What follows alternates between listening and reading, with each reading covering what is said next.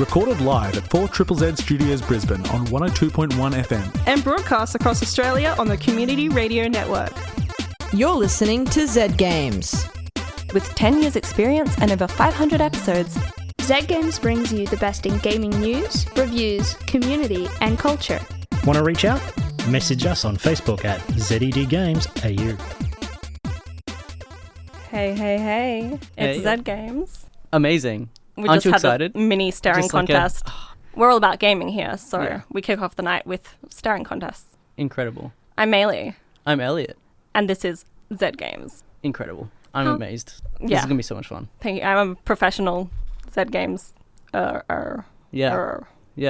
No chaos, just pure professionalism. No, this has been a good night. Everything is going according to plan. No setbacks, no trouble, no scares. And I hope you're along for the ride for that to continue. Have you been? Not chaos. Yeah. That's what I like to hear. Yeah. No, things have been running incredibly smoothly through my life, and it's great. Playing any games in your non-chaotic state? I've actually been playing Death Stranding again because I love walking. But also Switch Sports because it's actually wicked fun. If Really? you liked Wii Sports, you will love Switch Sports. I did not, but that's just because I didn't play it because I didn't have a Wii. Wow. I didn't have a Wii. No, okay. That's fine. We'll move past this. I'm willing to try this. It's actually wicked fun. board, Like it's so good. Tennis feels the same. Bowling is a little different. Better, different? Yeah, like I enjoy it. The online I was expecting to be really bad, to be honest. I would expect that too. Being Nintendo.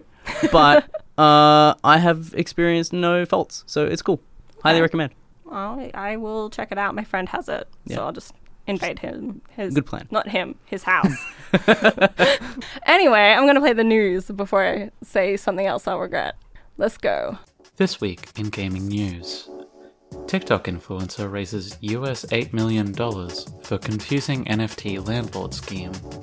TikTok user Michael Lee appears to have raised $8 million in a funding round for a confusing bid to become a video game NFT landlord. The influencer has over 50 million followers on TikTok and is known for making videos of himself dancing, having fun with his younger brother, and making sponsored content for Invisalign. Lee has partnered with the co-founder of a company that produces sports earbuds to launch a startup venture known as Joystick, through which the duo plan to buy up large amounts of in-game NFT assets and rent them out to gamers for temporary use. At the time of writing, the company's website claims ownership of assets in a handful of games whose main selling points are their NFT integration and so-called play-to-earn models. While media surrounding the company praises the way it empowers gamers to own and earn money from digital assets, the only service actually available right now are tokens that can be purchased online via the Ethereum cryptocurrency blockchain, money from the sales of which appear to go directly to the company. 505 Games showcases 3 upcoming indie games. 505 Games, publisher of recent titles like Death Stranding, Bloodstained Ritual of the Night, and Assetto Corsa, have revealed 3 upcoming indie titles at their first digital showcase. Among the Trolls is a survival simulator set in a troll-filled Finnish forest. Stray Blade is a third-person fantasy combat game with clear inspiration from the gameplay of the Dark Souls series. And Miasma Chronicles is apparently a tactical adventure set in a post-apocalyptic sci-fi wasteland. All 3 games were shown with new trailers or demos, and none are set to be available this year. New itch.io tabletop RPG bundle supports reproductive rights. Dungeons & Dragons podcast Roll for Romance has launched a $5 tabletop RPG bundle on itch.io in support of US reproductive rights organizations Planned Parenthood and the National Network of Abortion Funds. The bundle currently includes over 200 tabletop RPG titles, normally valued at almost $1,400 individually, and comes as a response to a leaked US Supreme Court opinion indicating that key protections for access to abortion were at risk of being overturned in the country. Many of the titles included in the bundle are played similarly to popular RPG Dungeons & Dragons, and have such wonderful titles as Beam Saber, Glitter Hearts, Village Witch, Offworlders, and In the Shadow of Tower Silver Axe. Now for some upcoming releases. May 19 brings Deadcraft to PC, PlayStation, Xbox and Switch, Eternal Threads to PC, PS4 and Xbox, Vampire the Masquerade Swan Song to PC, PlayStation, Xbox and Switch. May 20 brings Beekeeping Simulator Apico to PC, Cotton Fantasy to PS4 and Switch, Dolmen to PC, PlayStation and Xbox, and The Endless Summer Search for Surf to PC and Xbox. May 24 brings Soda Crisis to PC, and May 25 brings Ni no Kuni Cross Worlds to PC. That's all this week in gaming news. So you're listening to Zed Games, is that it? You're listening to Zed Games. You're listening to Zed Games. Hello, you're listening to Zed Games. You're listening to Zed Games. You're listening to Zed Games. You're listening to Zed Games. You're listening to Zed Games. You're listening to Zed Games. You're listening to Zed Games. You're listening to Zed Games. Perfect. Thank you. Hey. Welcome back. To Zed Games. Yeah, there's passion behind your speech. There is. I have never been someone who's played, I was going to say MOBAs, but that's not the genre of this game, and I have played MOBAs. Yeah, I've never been someone that's played MMOs, but my friend got me to play Guild Wars 2 just before the End of Dragons expansion came out, and I get it now. Yeah, they're dangerous. They are addictive. Yeah. It's a problem. It is, yeah. I did WoW for 10 years at the time. Guild Wars 2 is a free MMO, and I think I've spent as much money as I would if I was paying for a subscription. Yeah, no, that's how they get you, you know? Like, such good content, and you're just like, I want more. Well, I mean, I'm enjoying the content, but I'm not paying for content. I'm paying to have pretty armor and cute pets. Yeah, no, that's fair. That is fair. That's what's important. That's the most important part of an MMO. Like, so hands down. I don't know about other MMOs, but that's pretty much the same thing. I'm willing to say that if you want it, if you care about the fashion, come to this game, just so I can compete with you in fashion. They call it Fashion Wars. Yeah, honestly, like someone's probably called it that. I wouldn't be shocked. Yeah. Yeah. Anyway, that's not what we are here to talk about video games, but we're not here to talk about the fashion in Guild Wars 2. Yeah, we got to keep it a bit broader. Yeah. A bit bigger appeal. Yeah. What are we here to talk about? I've put you on the spot. You've put me on the spot? Would you say it's a game that you don't know, but you do know? Yeah. Yeah. That's... Yeah. I would say that. We've got a review coming shortly. It has been pre-prepared and packaged in a strange collaboration written, I believe, by Zahra. Yeah. And then spoken, orated, and edited by Tobi. An incredible combination. Yes. I'm so excited to hear and then put to air by us. We worked just as hard as them. Team effort. Yeah. So let's listen to what they have to say about Schrodinger's miniature garden.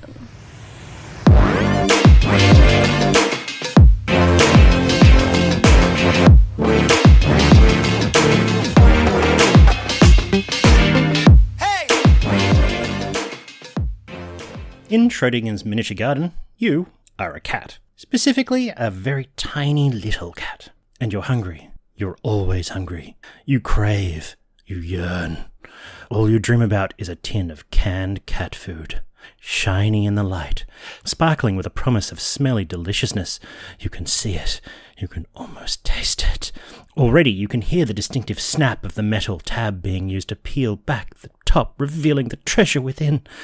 Someone with thumbs will open it for you. All you need to do is get to it.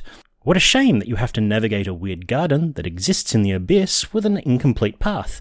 How will you navigate such trials? How will you make it to the tin? How will you sate your hunger? You, my kitty cat friend, must find a way. Schrodinger's Miniature Garden is a puzzle mobile game with a pretty simple premise. Get the cat to the tin of cat food. Your path is incomplete and filled with hazards, and it's up to you to help this cat navigate it. The levels are short, the challenges are ever-escalating and numerous, and the art style is pixely and cute. And there's a cat. Multiple cats, actually. So, how do you play? Essentially, you need to get the cat to the cat food. There is a path you need to take, but it's incomplete. You have a few blocks you can add to the gaps in the path, and if you put the right blocks in the right spots, the path is clear and the cat reaches the food. Of course, there are different types of blocks.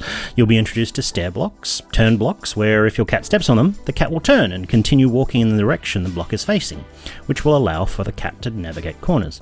And there are wall blocks, which will make your cat turn 180 degrees. That's the basics of it, but I think you can imagine how complex these levels could get. And they do get complex. The game starts out easy enough, escalating slowly as they introduce more blocks to you and you get the hang of how the game works, and how to use the blocks. I did kind of get bored initially as the path is pretty linear, but as the complexity builds you do get more of that challenge. It builds up, and then you get to the point where there's potentially multiple paths you can take.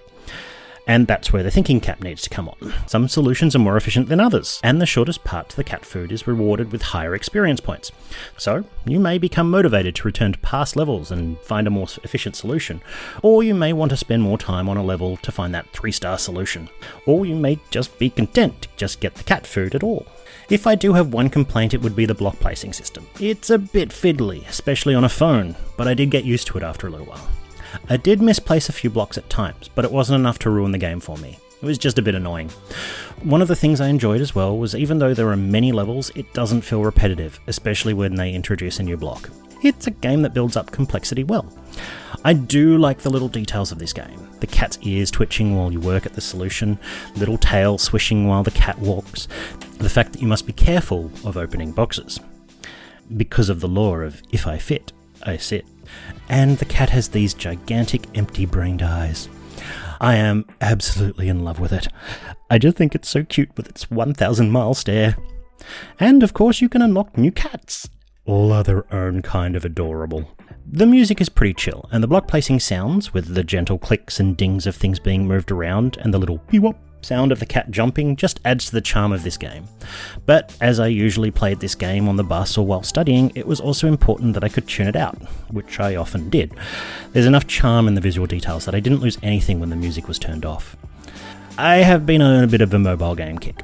And for good reason. Time is precious, and when you can only grab a few minutes here and there, but you desperately want to occupy your mind, but you're fed up with lectures and readings, or you need something to do while getting through your lectures, mobile games are perfect. And they shouldn't be downplayed. Mobile games are a delightful example where strong mechanics and great pacing can really shine, and Miniature Garden is no exception. Each level scales up in difficulty and complexity in a manner that isn't overwhelming. The first few levels will have you flying through them without a thought until you hit that first stumbling block. And then you have to spend a moment following the path beforehand, processing through the turns and gaps and falls logically. It's a kind of problem solving I find refreshing because I don't need to break my brain to solve it. I just need to take a bit of time to map out the path. It just so happens that sometimes the mapping does break my brain a bit, and the solutions can be a little wacky. But it's worth it to watch the tiny little kitty cat speed through the garden and reach the coveted cat food. And it's free. With some minor in-app purchases that aren't necessary whatsoever. Like the cat, I feel like I found my cat food in this game. And in this game, the cat food is the game. This review of Schrodinger's Miniature Garden was written by Zahra and read by Tobi. Schrodinger's Miniature Garden was developed and produced by Unico Incorporated and available on Android and iOS.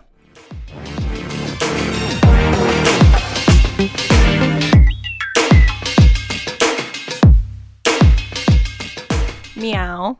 That was such an incredible review. Like, what teamwork? I'll be honest.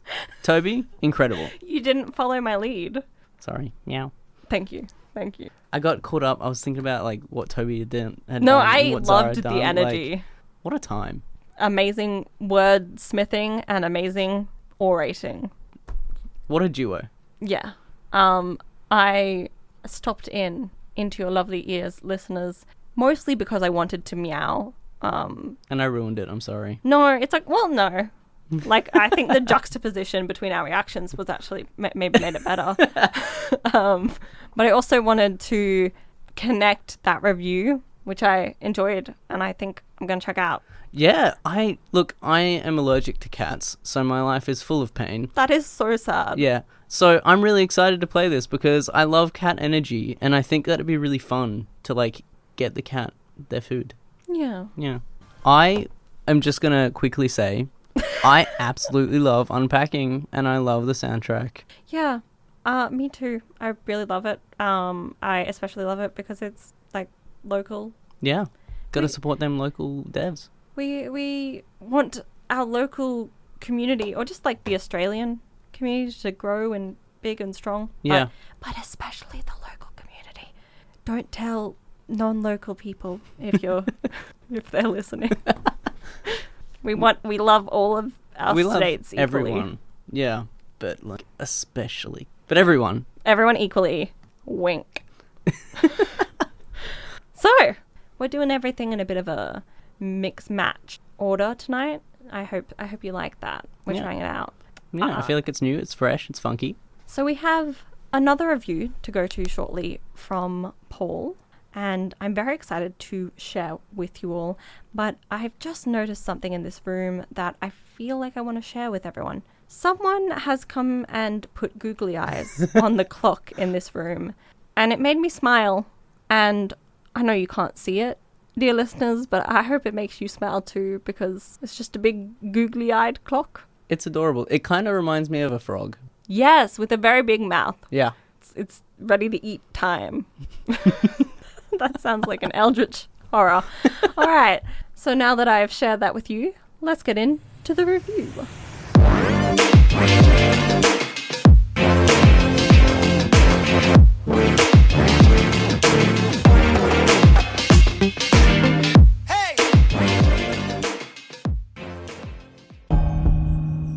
Divination begins with a content warning, and as such, I must also begin this review with one.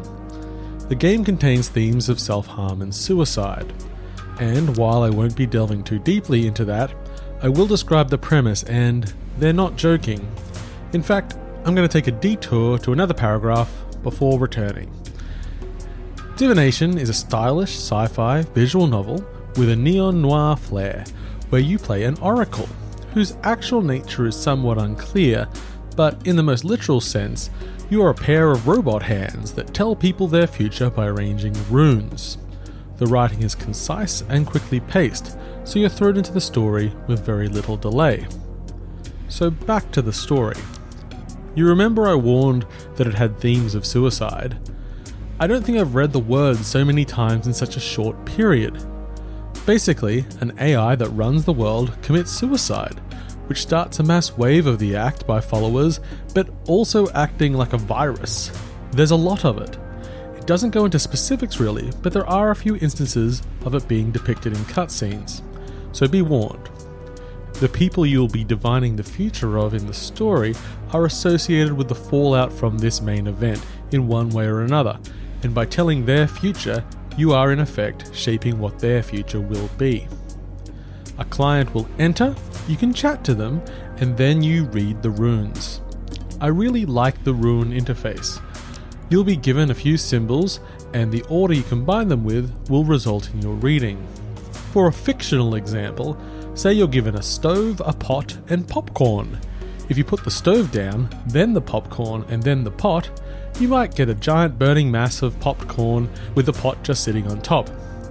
The combination you make will determine the fate and effectively make your choice in the branching narrative. The first section of the game has 4 people you read, with a couple of possibilities branching from each. After the 4th, you realise there is an ultimate goal of some sort, so you can go back and replay those choices in order to achieve it. So at this point, I thought I had a handle on what the game was going to be. I felt pretty optimistic going forward. Sure, I'm also making my way through 13 Sentinels at the moment, but I had room in my heart for 2 sci-fi visual novels. So I finished up the first section of the game and the title came up, and so did the credits. I went back and did a few alternate permutations. Perhaps I'd missed the combination that would open up the rest of the game. So here's a problem that probably only affects those who review games. We get sent keys through PR, and maybe we don't see the store for a game before we play it. Like the $6 price tag on Switch, only $3 on Steam, and the description of a very short visual novel. That was it. Really, it only disappoints me because I was set to explore the world further and play around with the fun rune system. So that's kind of it. Short review, hey? I haven't mentioned the developer yet. Mojican. The name rang a bell. Back in 2018, I got an email about the first console game release from Indonesia, called Ultra Space Battle Brawl. It was a fun, Pong-style competitive game with Indonesian-inspired space wizards. That was Mojican. In fact, since then, the small Indonesian studio has released about a game a year, and they're all pretty interesting, and quite different, although mainly narrative-focused adventures of some description. When the Past Was Around sits somewhere between Florence and an escape room, The upcoming A Space for the Unbound, which does have a prologue available, is a 90s throwback pixel art adventure with more RPG leanings, based in rural Indonesia. She and the Lightbearer is a children's-style storybook adventure game steeped in folklore. I'd actually played all their games, and they'd all made an impression on me. They also make free games like A Raven Monologue that I tried just before writing this review. It's extremely simple, barely more than a book you flip the pages of, following the story of a raven and the people he meets. The art is gorgeous, and we have a winner! It's the first game this year to make me shed a tear, even though it's only 5 minutes long. I'm not saying it'll hit you the same way, I am after all emotionally unstable, but everything Mojican makes is unique and has a real passion put into it. While Divination is not going to set the world on fire, and I really wish there was more of it, there is something there worth taking a look at. But generally, I'm also using this review to bring attention to the small and very talented Indonesian studio. I'll certainly be paying closer attention to their work in the future. I played Divination on the Switch with code provided by the publisher. It's also available on PC via Steam and itch.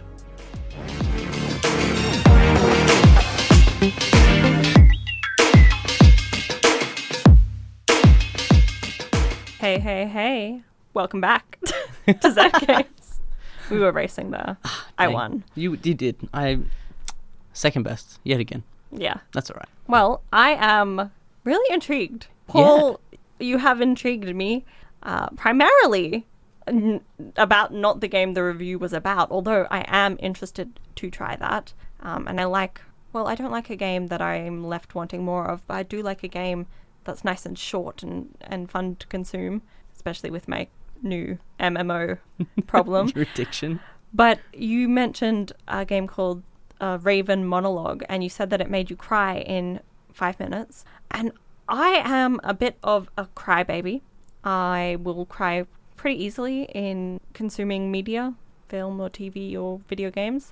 But I just feel like I couldn't be made to cry in 5 minutes by a game, and it might be my hubris, but I feel like 5 minutes is a very short time Yeah. to get invested enough to cry. Right. You'd need to get involved in what's going on, like fully comprehend it, and then the stakes.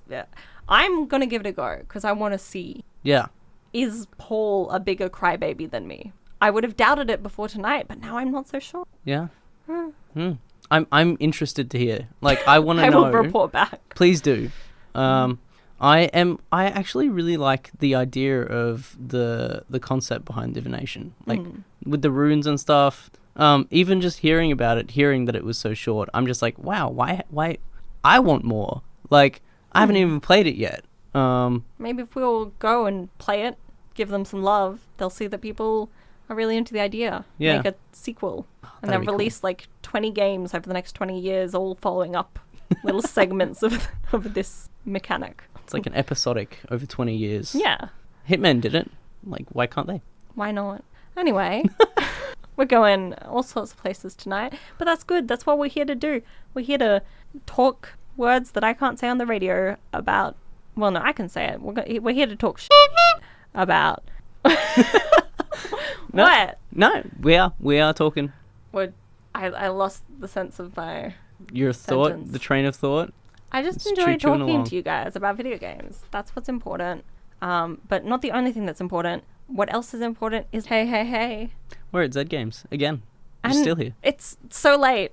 I feel like we've just started, and I have so much more I want to say to you all. So upsetting. We never get enough time together, but that's okay. We just have to enjoy what time we have. Yeah. There's always next week. Yeah. Well, no, I won't be here next week. We'll be able to listen in. We'll be a part That's of that true. community. We'll be you, and you We'll be you, but someone else will be here talking to you about video games, and we'll all be vibing. Yeah. We're all one big community of video game enthusiasts. Yes, especially those of you from Queensland. Yeah. Not the favourites, but secretly the favourites. Yeah, don't tell anyone. But like I said, it's getting late in the hour. Do you have anything you want to spring on us? There's so many things. What is your hottest gaming take right now? MMOs are bad. Oh, Sorry. I think you're right. They're can't stop they're playing so it. good, but they're really bad. If you struggle with attention, don't do it because you'll lose your entire life. Yeah. I do struggle with attention. Yeah. I'm talking to you all right now, and I'm also slightly thinking about Guild Wars. Yeah, see, it's toxic. It burrows its way right in there, and you can't escape it. If anyone has any good tips for like Fashion. Oh, I was going to say getting away from MMOs, but also how to be more fashionable in MMOs. I'm interested in both of those. Send them to us. Yeah, that'd be great. Yeah. I am going to vibe with the Z Game theme song. Here we go. Yeah. Thanks for listening to Z Games. If you'd like to listen to more, check out our podcast on Spotify. Or follow us on social media at ZED Games AU. See you next time.